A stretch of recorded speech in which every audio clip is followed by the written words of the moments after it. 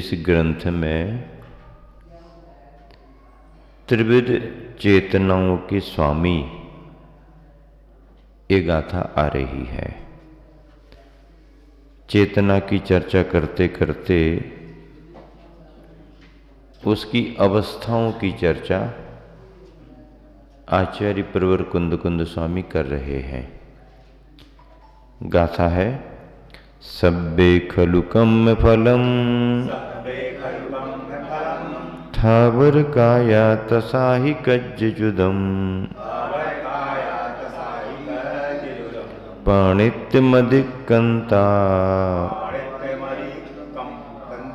नानं विन्दन्ति ते जीवा। एक साथ मिलकर सब्बे खलु कम्म फलम थावर काया तसाहि कज्जुदम पाणित्यमधिकंता नानं विन्दन्ति ते जीवा। अन्व्यार्थ खलु निश्चय से, सब्बे समस्त, ऐसे जो भी जीव हैं वे कम्म फलम विन्दन्ति कर्मों के फल को वेदते हैं, कर्मों के फल का अनुभव करते हैं। ही निश्चय करके तसा त्रसजीव कज्जुदम कर्म करते हुए फल भोगते हैं। पाणित्य अधिकंता, पाणित्यम अधिकंता, 10 प्राणों से अतिक्रांत रहित हैं ते बेजीवाह, बेजीव। शुद्ध प्रत्यक्ष ज्ञानी जीव नानम विन्दन्ति, ज्ञान को ही अनुभव करते हैं। 3 बातें हो गई। क्या क्या बात हो गई? निश्चय से समस्त स्थावर काय जीव वे हैं जो कर्मों के सुख और दुख रूप फल का शक्ति अनुसार वेदन करते हैं। सीधी सीधी बात। समस्त स्थावर का जीव हैं वे कर्मों का जो सुख दुख रूप फल मिलता है उसका शक्ति अनुसार वेदन करते हैं, क्योंकि एकेंद्रीय जीवों के केवल कर्म फल चेतना ही मुख्य है। अनिष्ट की प्रतीति भी होती है, कभी कभी कोई कर्म ऐसा मंदता को लेकर के आए, कसाई की मंदता, तो इष्ट की प्रतीति भी होने लगे। एक इंद्रियों में इष्ट और अनिष्ट की कल्पना तो है ही, अच्छे बुरे का अनुभव तो करते हैं। वो भले ही विचार ना कर पाए, क्योंकि विचार करने के योग्य उनके पास मन नहीं है, साधन नहीं है, तो भले और बुरे का विचार भले वो ना कर पाए, लेकिन इष्ट और अनिष्ट का अनुभव तो बिना मन के भी होता है। मन के बिना भी इष्ट और अनिष्ट की प्रतीति होती है। पेड़ को भी कभी अच्छा लगता होगा, कभी अच्छा नहीं लगता होगा। अब जब धूप पड़ रही है पेड़ पर गरम गरम, और उसी समय यदि कहीं से ठंडी हवा उसको मिल जाए तो हिलेगा, और उसको ग्रीष्म में शीत का एहसास होगा। तो मन भले नहीं है, स्पर्श के माध्यम से उसको अच्छा लगेगा। स्पर्शन इंद्रिय है, 8 प्रकार के स्पर्श बनेंगे। एक इंद्रिय मात्र है, स्पर्श है।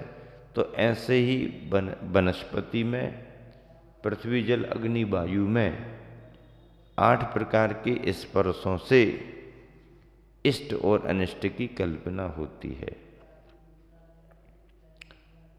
जो ठंडी हवा गर्मी में सबको अच्छी लगती है, वही ठंडी हवा अभी दिसंबर और जनवरी और नवंबर में तो हवा ही है भैया।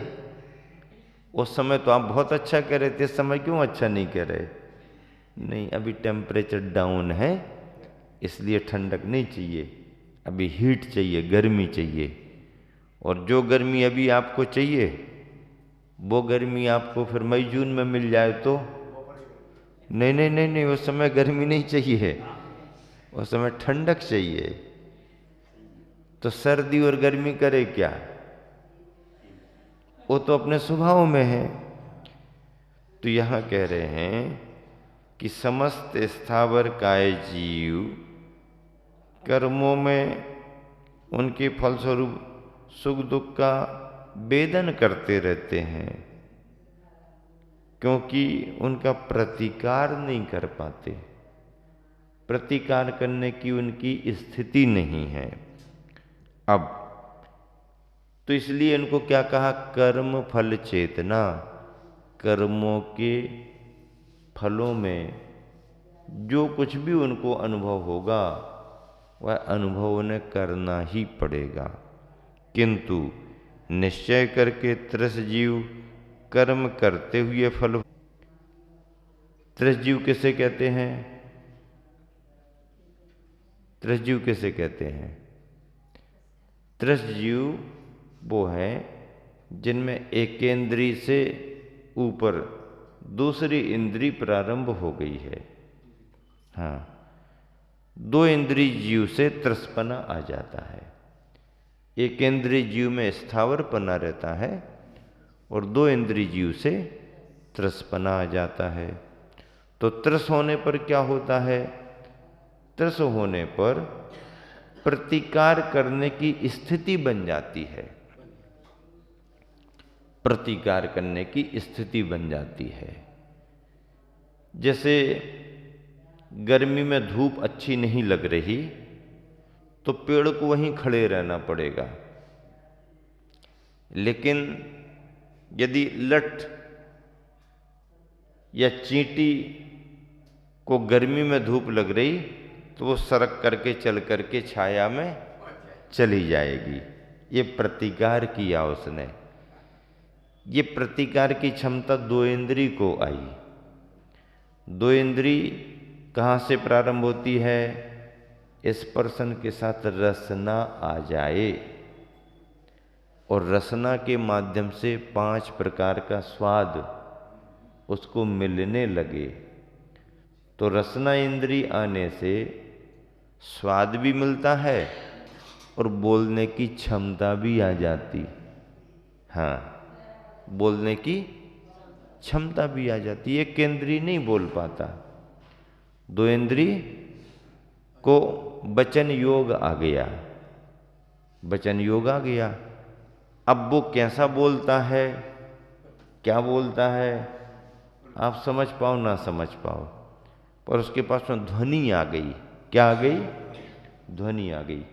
कई जीवों की केवल ध्वनि निकलती है, आप समझ ही नहीं सकते हो ध्वनि में क्या है, पर वो अपनी क्षमता से अपनी भाषा में कुछ प्रकट करते हैं। ध्वनि है। संगीत बजता है तो अब कोई गाने वाला ना भी हो, गाने वाला ना भी हो, केवल संगीत बजाए तो उसमें भी कुछ निकलता है।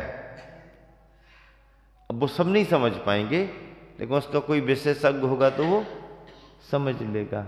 वो ध्वनि है। ध्वनि, दो इंद्रियों में ध्वनि आ जाती है, वचन योग आ जाता है। 3 विशेषताएं हो जाती हैं। पहली बात तो स्वाद लेने लगता है दो इंद्रिय जीव। दूसरी बात है वचन योग आ गया, मतलब उसकी वचन वर्गनाएं ध्वनि के रूप में किसी भी रूप में निकलना शुरू हो जाएंगी। और तीसरी बात है कि वह प्रतिकार करने की स्थिति में, हाँ अच्छा नहीं लगा आगे चले जाओ, अच्छा लग रहा वहाँ पहुँच जाओ, ऐसी उसकी स्थिति बनती है। तो ये त्रस जीव हैं, 2 इंद्रिय, 3 इंद्रिय, 4 इंद्रिय और पंचेंद्रिय। पंचेंद्री में चारों गतियों के जीव, ये सभी त्रस माने जाते हैं। त्रस और स्थावर का अंतर, स्थावर एकेंद्री मात्र, त्रस 2 से लेके पंचेंद्री तक। किंतु इन सब में विकलत्रय यदि कहेंगे तो विकलत्रय में 3 आएंगे केवल, 2 इंद्री, 3 इंद्री और चौहेंद्री। ये विकलत्रय हैं। 5 में पहुंचेंगे तो सकल हो जाएंगे, और एक की चर्चा ही क्या करना। तो ये बीच के हैं विकलत्रय, बीच के विकलत्रय, विकलत्रय, ऐसे ये त्रस में आते हैं। और आगे क्या कहते हैं,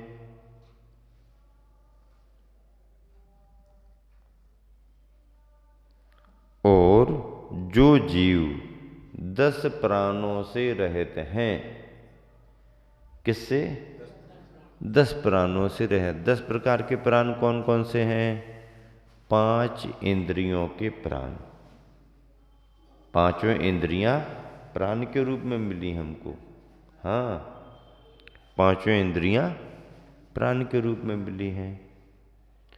तीनों योग, मन वचन काय, 8 हो गए।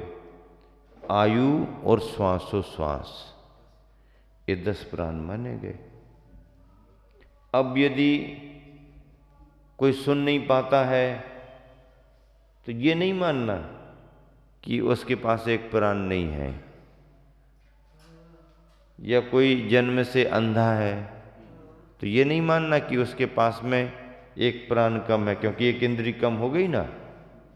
नहीं, इंद्री कम नहीं है उसको, इंद्री तो उसको मिली है, अंदर का क्षयोपशम है उस इंद्री का उसका, लेकिन उस इंद्री के होने पर जो उसको लाभ होना चाहिए था, उस लाभ होने योग्य उसका साधन नहीं बन पाया। साधन द्रव्येंद्रिय, तो द्रव्येंद्रिय की रचना में गड़बड़ी हो गई तो बहरा हो गया, अंधा हो गया। क्षयोपशम है उसका, पंचेंद्री है। हाँ, अंधे आदमी को चौंद्री नहीं कह देना आप। हाँ, आंखें नहीं है, आंखें तो हैं, देखने की क्षमता नहीं है। देखने की क्षमता क्यों नहीं है? क्योंकि उसके अंतरंग का क्षयोपशम तो है, पर बहिरंग का साधन उसका ठीक नहीं है। फिटिंग है, करंट आ रहा है, लेकिन बल्ब फ्यूज है। बल्ब कैसा है?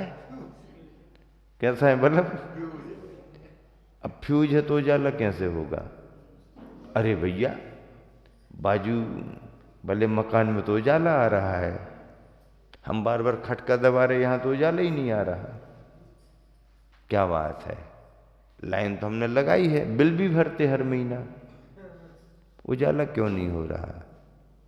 फिटिंग तो सही है, करंट भी आ रहा, टेस्टिंग कराओ टेस्टर से। हाँ, लाल लाल जलने लगा ना, इसका मतलब करंट आ रहा, पर जल क्यों नहीं रहा? तो जो उजाला देने वाला बल्ब है वो फ्यूज है। समझ में आया नहीं आया? है? आ रही ना? हाँ, सबके समझ में आ रही है। तो फ्यूज है। द्रव्येंद्री हमारी काम नहीं कर रही, द्रव्येंद्री की रचना में गड़बड़ी है, तो ठीक है, लेकिन माना तो पंचेंद्री जाएगा। ऐसे 10 प्राणों से 5 इंद्रियों के प्राण, 3 बल के प्राण और आयु तथा श्वासोश्वास, इन 10 प्राणों से अतिक्रांत जो पार हो गया है, हाँ, 10 प्राणों से ऊपर उठ गया है, जिसके पास अब ये 10 प्राण नहीं है। अब किसके पास 10 प्राण नहीं है? ये वाले किसके पास नहीं? अरहंत। साधु के पास तो 10 प्राण है, अरहंत के पास कितने प्राण हैं? अरहंत के पास भी सब प्राण है, 5 इंद्रियां, 3 योग, सयोग केवली है, आयु भी है, श्वासोश्वास कर रहे, ले रहे हैं, शरीर है, शरीर अपना कार्य करेगा। और क्या, अरहंत अवस्था में भी है, तो फिर ये 10 प्राणों से रहित कहाँ होंगे? जब शरीर छूटेगा, आयु कर्म पूर्ण होगा, अघातिया भी चले जाएंगे। घातिया तो पहले निकल गए, उनको तो भगा दिया, निकाल दिया, बाहर हो जाओ और दरवाजा बंद कर लिया, चलो जाओ, अब आना नहीं। लेकिन अघातिया तो बैठे हैं। तो ऐसे अरहंत परमात्मा जब घातिया अघातिया से रह सिद्ध बनेंगे, ऐसे जीव ज्ञान चेतना संयुक्त जानना, ये ज्ञान चेतना में ये 3 प्रकार के जीव, 3 प्रकार की चेतना के धारक जानना। हाँ, पाणित्य मदिक्कंता, प्राणों से जो अतिक्रांत हो चुके हैं, शरीर छूट गया, 10 प्राणों की बात खत्म। तो ये शरीर आश्रित प्राण चले गए, लेकिन चेतना संबंधी प्राण, ज्ञान दर्शन का प्राण, जीवंतता का, चेतना का प्राण तो उनका मौजूद है। वो चेतना का है, वो जा नहीं सकता कहीं। ये मिलते हैं तो चले जाते, मिलते हैं तो चले जाते हैं।